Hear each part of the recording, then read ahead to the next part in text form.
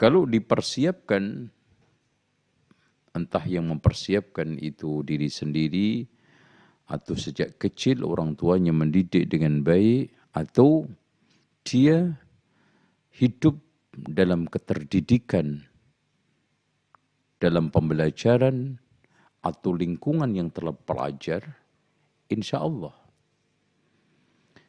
Berarti kita telah menyiapkan kader-kader bangsa, generasi berlian, dan juga anak-anak umat ini akan hebat. Wabil khusus di dalam masalah sholat.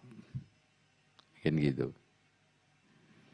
Makanya Imam Abul Faraj Ibnul Jauzi pertama utama di dalam kitab Ahkamun Nisa yang dia bahas, yang dia turunkan, yang dia tekankan adalah peran ibu di dalam mengajarkan anaknya atau mengajari anaknya sholat. Itu. Beliau menurunkan 3 teks hadis. Yang pertama adalah dari Amr bin Shu'aib an abihi an jaddihi qala Rasulullah sallallahu alaihi wasallam. Bismillah. Muru auladakum bis salati wa hum abna'u 7 sinin. Perintahlah anakmu untuk sholat ketika mereka umur 7 tahun. Wadribuhum 'alaiha, dan pukullah karena tidak melaksanakan sholat fi 10 aw wahum abna'u 10 sinin, ketika anak tersebut umur 10 tahun. Wa farriqu bainahuma fil madaji', dan pisahlah mereka di dalam tempat tidurnya. Sekecil apapun, seminim apapun rumah kita, Rasulullah tidak pernah memerintahkan untuk bikin kamar sendiri, tetapi untuk dipisahkan tempat tidurnya. Rasulullah SAW juga menegaskan, "Allimu auladakum as-salah." Ini hadis dari Abu Hurairah radhiyallahu an.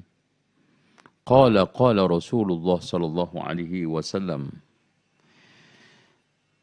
"Allimu auladakum as-salata idza balagu 7 sinin." Perintahlah anakmu, ajarilah anakmu untuk salat ketika sudah sampai umur 7 tahun.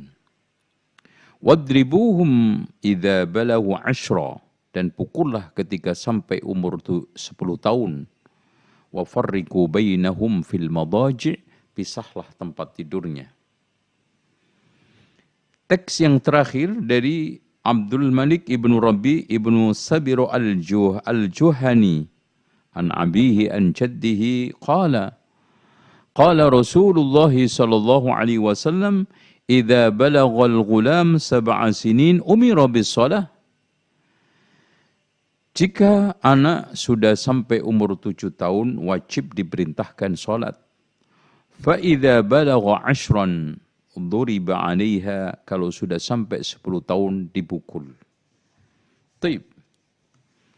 Dari sinilah ada suatu ungkapan yang indah dari Abdullah ibn Umar, mengatakan kepada seseorang, "Adib ibnak." Dari sini pentingnya ta'dib di dalam pendidikan. Dan puncak daripada ta'lim tarbiyah adalah ta'dib. Adib ibnaka,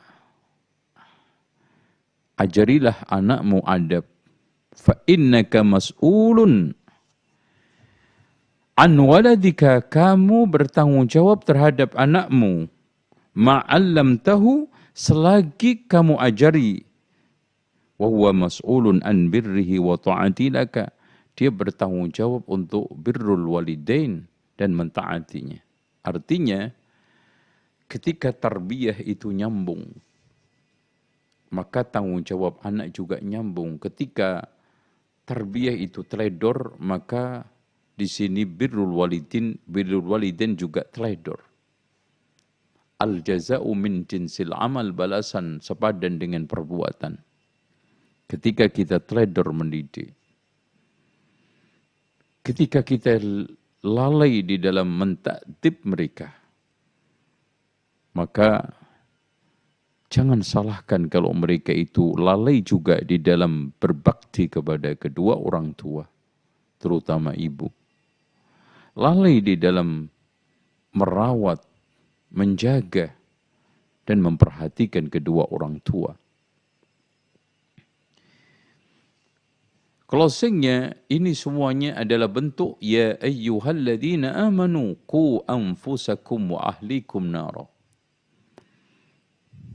Ya, wahai orang-orang yang beriman, jagalah dirimu dan keluargamu dari api neraka. Terdepan, terutama adalah salat. Kalau tidak, maka urusan lain akan teledor. Kalau kita sekarang teledor dalam urusan sholat, menyanyiakan dalam urusan sholat, maka di dalam urusan lain, kata Umar bin Khattab, lebih menyanyiakan. Gitu. Dengan demikian, ikhwan wa akhwati fillah wa bil khusus, saudariku muslimah, para bunda yang dirahmati oleh Allah,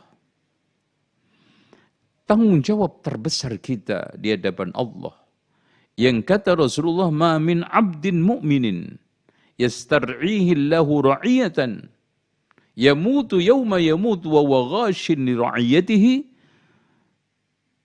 lam yajid ra'ihatal jannah.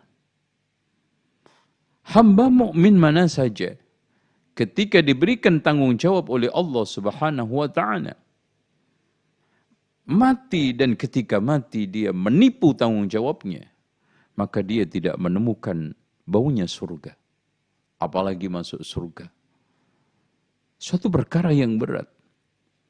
Suatu kewajiban yang kalau kita teledor itu fatal. Satu tanggung jawab yang tidak ada tanggung jawab lebih besar, melainkan muru auladakum bis salati wa hum abna'u sab'i sinin wadribu 'alaiha wa hum abna'u 10 sinin wa farriqu bainahum fil madaji'.